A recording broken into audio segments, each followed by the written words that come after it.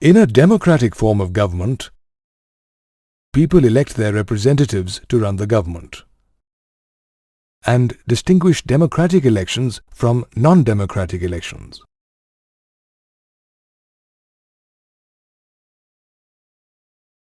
Since 1982, the state of Haryana was ruled by the Congress government. However, the people of the state were not happy with the government's policies and practices.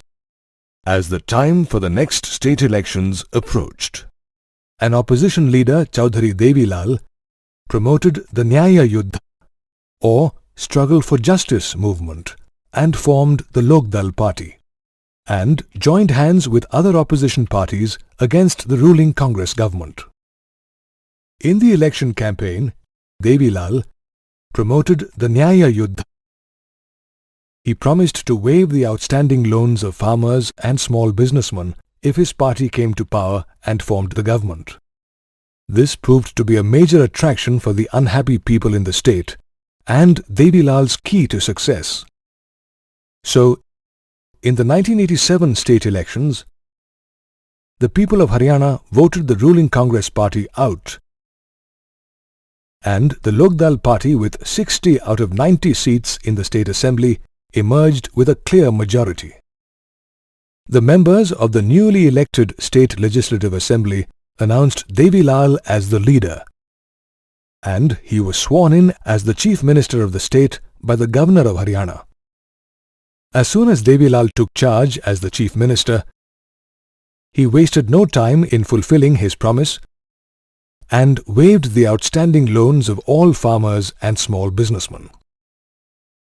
Devilal's party remained in power for 4 years until the next state elections held in 1991. This time, his party lost the election, and the Congress again came to power. We've learned that people in more than 100 countries all over the world select their representative through elections. Some of these countries are democratic, while some are not. What's the need for an election in a democracy? Firstly, we need to appreciate that in a larger community, it is not possible for all people to sit together regularly and decide on various matters of concern. Therefore, people elect their representatives to manage these decisions. The process by which people choose their representatives at regular intervals is known as an election. The process of election in democratic countries differs from that of non-democratic countries. Let's take a closer look at the characteristics of a democratic election. Firstly, everyone has an equal right to vote.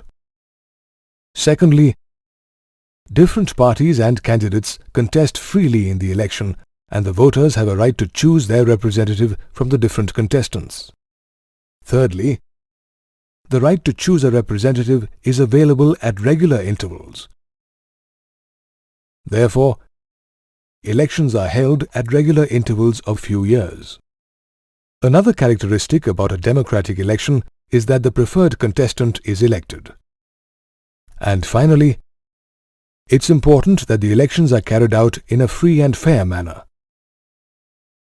That is, every person has a right to choose his or her representative on his or her own will. How healthy is this competition? Well, let's analyze some of the advantages and disadvantages of an election as a form of political competition. Let's first focus on the disadvantages. The greatest impact of a political competition is the sense of disunity that arises among different political groups across different localities. People begin pointing fingers at each other for the simplest of issues and aim at winning the election by hook or by crook. These unhealthy practices deter the system to plan for long-term growth of the state or nation. Another major disadvantage of political competition is that good and deserving people hesitate to participate in this unhealthy competition, and as a result, the people lose out on an able representative. However, a healthy political competition can also drive the nation towards growth and prosperity. Let's see how. Now, we all accept the fact that the politicians of today may have a sense of duty to serve the people they are representing. However, they also have an aspiration to grow their own political careers. Many of these politicians may not even have an understanding of the real issues of the people or how they could solve them. So, what's the way out? Well, one way is that we can consider educating them about their roles and responsibilities. Another, more practical approach to the situation could be to define an appraisal and award system for politicians based on their performance in their political careers, where people appraise their political representatives. This is what is called electoral competition. In an electoral competition, politicians who keep the people happy earn an incentive in the form of a higher chance of being voted for in the next elections, while politicians who fail to satisfy the people they are representing have lower chances of winning the next elections. Therefore, we can see that just the selfish desire of growing one's political career can be a good motivator for politicians and political parties. Every 5 years, the Lok Sabha and the Vidhan Sabha are dissolved, and the people elect new representatives. This is known as the general election and is carried. Sometimes, the Lok Sabha and the Vidhan Sabha are dissolved. Such an election is called. At times, apart from the general election, an election may need to be held for a single constituency due to the untimely death. Going back to the case study on the 1987 elections in Haryana, do you recall that a total of 9? The first step in the election process is to divide the entire country, or, for example, for the Lok Sabha elections,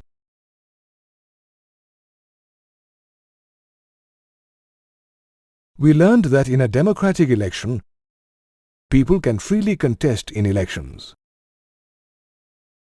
The election system in India also. The process of nominating the candidates for an election begins with political parties nominating their candidate. The candidate nominated by a party uses its symbol. Every contestant then needs to fill up a nomination form.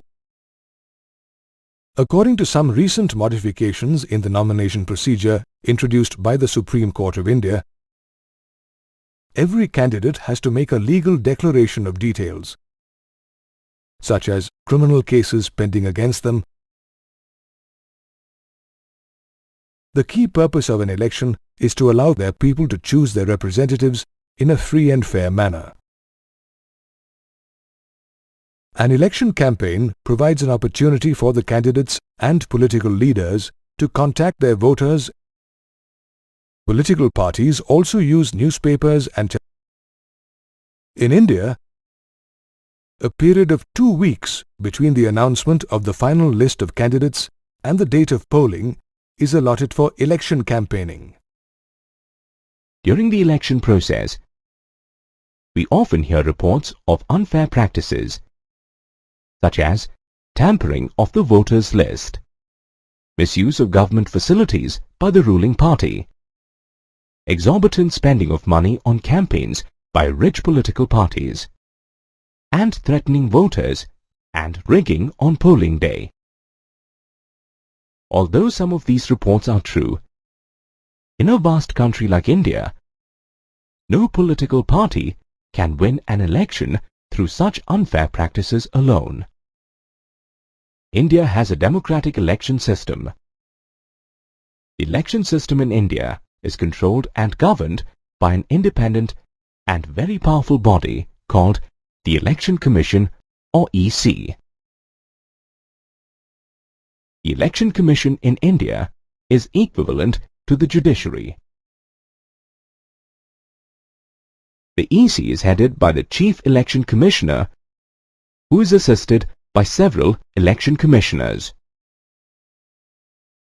Under the guidance of the Chief Election Commissioner, the Election Commission of India performs several functions, starting from the announcement of the elections to the final declaration of the result. It drafts and implements the Code of Conduct for elections and takes disciplinary action against parties or candidates violating it. At the time of elections, the Election Commission is authorized to advise the government on decisions affecting the election and also control the transfer of government officials across departments and roles. Indian politics in the last 15 years has seen the Election Commission evolve in its role from a policy maker to an independent and powerful administration system. The Election Commission has the power to order a re-poll in case it finds evidence of unfair practices during polling. Another method to ensure that an election is democratic is to analyze the pattern of public participation.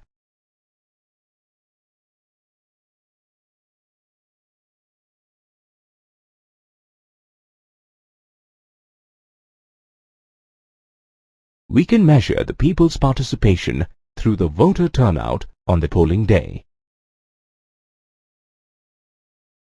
In India, the lesser privileged groups, such as the poor and the illiterate, turn up for polling in large numbers compared to the rich and the literate. Similarly, voters in rural areas turn out more than those in urban areas. Another study conducted in 2004 reveals that a majority of the people in India think their individual vote matters and can make a difference to the system. Another significant indicator of the free and fair nature of an election is the election result itself. In India, an average of about 50% of the sitting MPs and MLAs lose the election. Again, in most cases, candidates known for their criminal connections or intimidating voters with money have also lost elections. For example, in the assembly elections in Maharashtra in October 2009, several candidates known to have criminal backgrounds, except for a few rare occasions, in most cases, the losing party accepts the election result as the people's choice. This clearly proves that in India, the elections are fairly democratic.